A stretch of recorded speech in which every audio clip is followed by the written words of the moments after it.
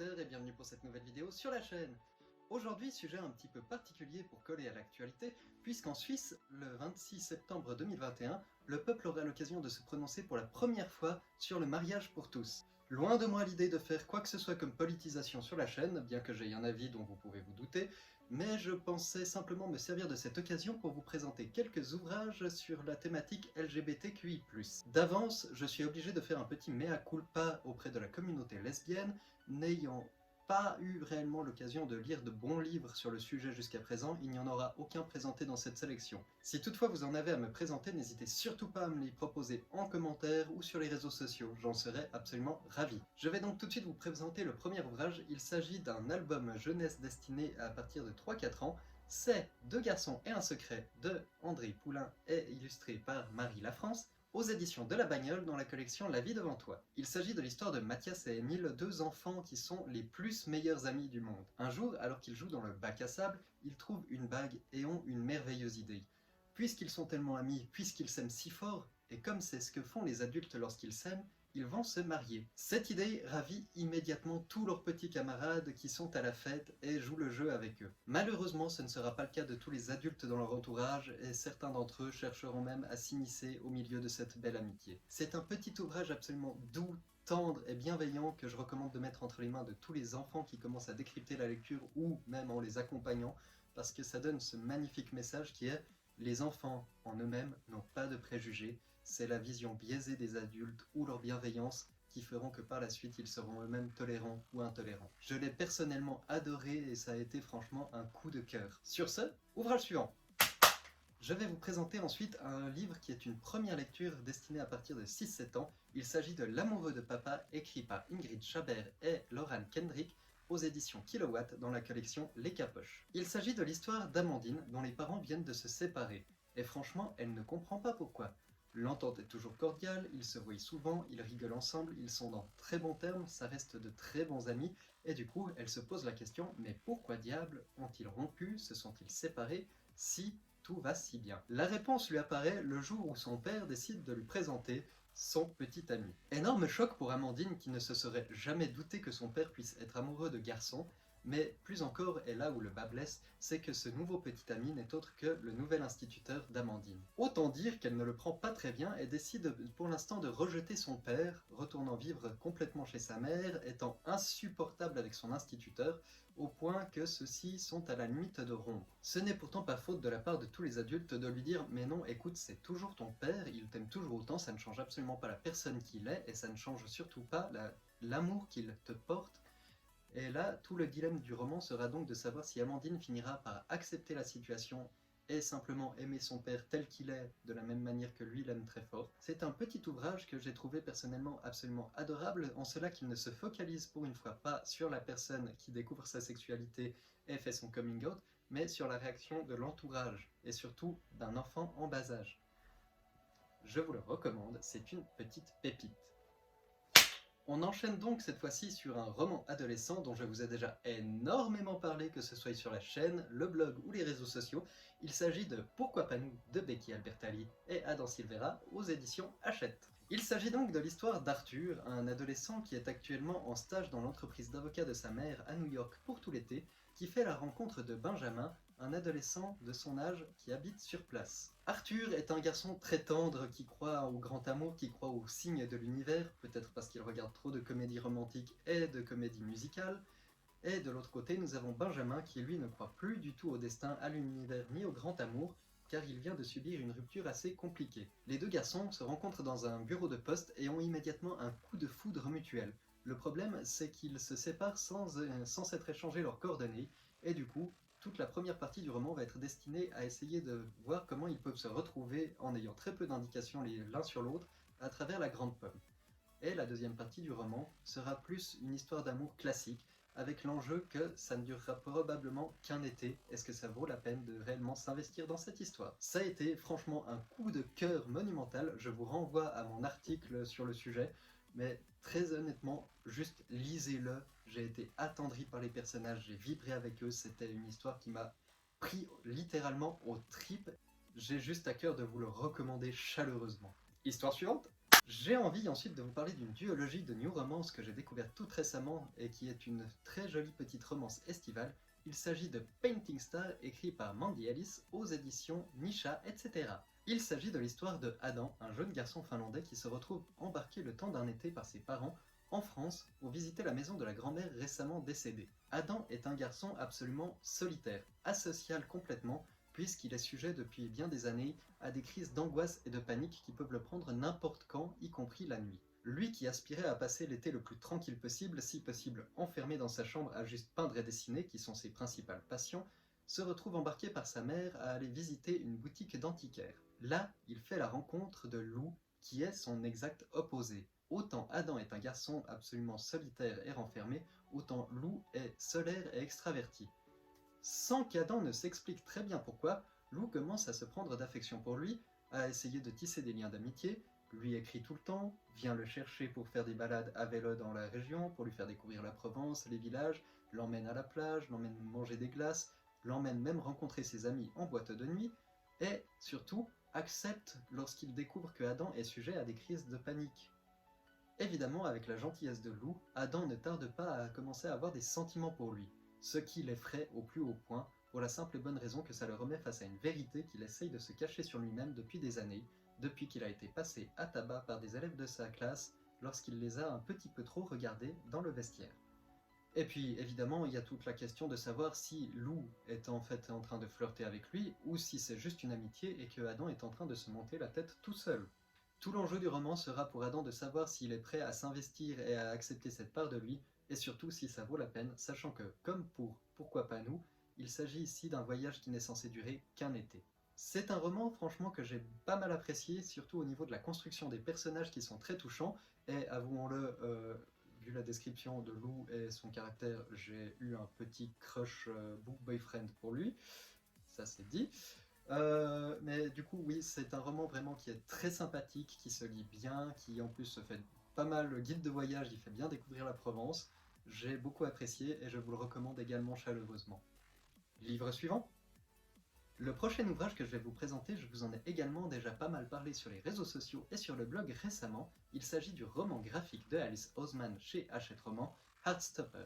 Il s'agit de l'histoire de Charlie, un lycéen qui a récemment été outé et a subi du harcèlement à cause de ça, mais désormais c'est plus ou moins réglé, qui un jour fait la connaissance à un groupe de classe pour les devoirs de Nick, un garçon qui est très populaire, sportif, un petit peu une des égéries de l'école, et avec qui il va étrangement se lier très rapidement d'amitié alors qu'ils ont des caractères totalement différents. Très rapidement, ils vont traîner tout le temps ensemble, faire plein d'activités. Nick va le considérer comme son meilleur ami, va l'intégrer dans son club de rugby, tout le temps essayer de le voir, tout le temps traîner avec lui. Et évidemment, à ce rythme-là, Charlie ne tarde pas à avoir des sentiments qui émergent pour Nick. Sauf qu'il se fustige en se disant mais bon sang, ce garçon il est tout le contraire de moi, il est clairement l'archétype de l'hétéro, surtout qu'on jusqu'à présent on sait qu'il est sorti avec des filles, donc qu'est-ce que je suis en train de faire, espèce de pauvre imbécile, tu tombes amoureux du mauvais garçon. Cela n'est peut-être pas tout à fait vrai, car de son côté, Nick commence à se poser également des questions. Il se rend parfaitement compte que les sentiments qu'il éprouve pour Charlie vont peut-être bien au-delà d'une simple amitié. Accepter ces sentiments qui commencent à naître en lui et voir si cela peut aboutir à quelque chose s'il les avoue, tel est l'enjeu du premier volume d'Heartstopper que je vous conseille très franchement encore une fois de tout mon cœur car ça a également été un énorme coup de cœur pour moi. Juste déjà le dessin est d'une tendresse absolue, ça soutient parfaitement l'histoire et avec très peu de mots finalement Alice Oseman arrive à nous faire passer tous les sentiments de cet amour naissant et c'est juste doux, tendre, c'est comme un bonbon pour l'âme, c'est une histoire qui m'a personnellement fait énormément de bien et que je vous recommande sincèrement. Ouvrage suivant, on monte un petit peu dans le caliente avec cette fois-ci une new romance un petit peu plus mature. Il s'agit de la duologie Fierté, composée de En mal de toi et de Coming Out, de Sarina Bowen et Elle Kennedy, édité aux éditions J'ai lu dans la collection Pour Elle. Il s'agit de l'histoire de Ryan Wesley, que tout le monde appelle Wes, et de Jamie Kenning, qui se sont rencontrés adolescents dans un camp d'été pour hockeyeurs de talent. Très rapidement, les deux se sont liés d'une immense amitié et sont devenus inséparables, même par courrier alors qu'ils habitaient un sur la côte est, l'autre sur la côte ouest. Mais un jour, lors de leur dernier camp d'été, un défi un petit peu trop alcoolisé va faire que Wes va complètement couper les ponts sans aucune raison, sans explication, et Jamie, durant des années, va se demander pourquoi. Au détour d'un match, 4 ans plus tard, au détour d'un match, ils se rencontrent à nouveau et décident alors de voir s'ils peuvent retisser des liens. 4 ans plus tard, au détour d'un match de hockey, 4 ans plus tard, au détour d'un match de hockey, ils se rencontrent à nouveau et décident d'essayer de rouvrir une amitié. 4 ans plus tard, au détour d'un match de hockey, ils décident de voir s'ils peuvent retisser des liens et si leur amitié peut à nouveau se concrétiser. Sauf que la vérité sur ce défi va finir par ressurgir lorsque Wes va avouer à Jamie qu'en réalité, il a toujours été homosexuel et avait une forte attirance pour lui depuis toujours. Cette révélation va mettre Jamie face à certains doutes qu'il avait par rapport à lui-même, et tout l'enjeu du roman va être de savoir si il est prêt à explorer cette part de lui qu'il sait être présente ou non. Je vous préviens tout de suite, c'est un roman avec des scènes de sexe descriptives, donc juste ne le mettez pas entre les mains de moins de 16 ans s'il vous plaît, c'est l'âge recommandé dans la bibliothèque où je l'ai emprunté et je pense que c'est très bien ainsi. C'est chaud, c'est franchement très chaud, et l'histoire en elle-même n'est pas forcément diluée par ces scènes. Franchement, ça se lit très bien, ça se lit tout seul, ça a un style d'écriture très fluide, et on s'attache très rapidement aux personnages et à savoir jusqu'où ils sont prêts à aller, et s'ils sont surtout prêts à accepter des sentiments naissants. C'est presque un coup de cœur, pas tout à fait, mais vraiment une très bonne lecture que je vous recommande. Prochain ouvrage. Le prochain roman que je vais vous présenter met en scène la question de la transidentité. Il s'agit du roman Normal E de Lisa Williamson aux éditions Hachette Jeunesse. Il s'agit de l'histoire de David, un jeune garçon lycéen, aux yeux de tout le monde en tout cas, puisqu'au plus profond d'elle-même, elle a toujours été et sera toujours Kate. Personne n'est au courant, ses parents ne le sont pas, seuls ses deux meilleurs amis le sont, et franchement, Kate trouve que ce n'est pas si mal comme ça, la période du lycée étant déjà suffisamment compliquée comme ça. Tout cela change le jour où arrive dans sa classe un nouvel élève, Léo, qui franchement ne la laisse pas totalement indifférente. Elle se pose alors la question s'il ne serait pas temps petit à petit d'accepter de révéler qui elle est réellement au plus profond d'elle-même depuis toujours. C'est un roman qui, franchement, j'ai trouvé pour une personne comme moi qui n'ait pas lu beaucoup de littérature autour de la question de la transidentité jusqu'à présent, et qui, en tant qu'homme cisgenre n'ayant pas dans son entourage de personnes en transition ou ayant effectué sa transition, permettait une bonne approche de la thématique et d'entrer en douceur dedans. J'ai trouvé que l'autrice le faisait d'une manière plutôt bienveillante, avec ouais, une tentative de dire que non, ce n'est pas tout facile, parce que c'est quelque chose de très pénible dans notre société, encore actuellement malheureusement, mais elle n'a pas non plus essayé, comme dans certains autres romans, de faire passer ça comme une lettre à la poste. Si ça crée des problèmes dans notre société actuelle, malheureusement, ça se heurte à des idées de la part de personnes réfractaires, et franchement j'ai trouvé qu'il y avait un bon équilibre entre les deux et c'était très agréable. C'est un roman que j'ai vraiment énormément apprécié, Kate est d'un courage absolu et franchement j'ai apprécié de la suivre, elle et ses proches, dans cette histoire, et je vous le recommande également chaleureusement. Sur ce, allons-y pour le dernier ouvrage dont j'ai envie de vous parler. Le dernier document dont j'ai envie de vous parler est un petit documentaire cette fois-ci, écrit de façon collégiale par des gens dont je vous mets les noms quelque part en vignette par ici, édité aux éditions Casterman. Il s'agit de Je suis qui, je suis quoi, qui aborde avec beaucoup de bienveillance la question de toutes les sexualités possibles et aussi de la transidentité.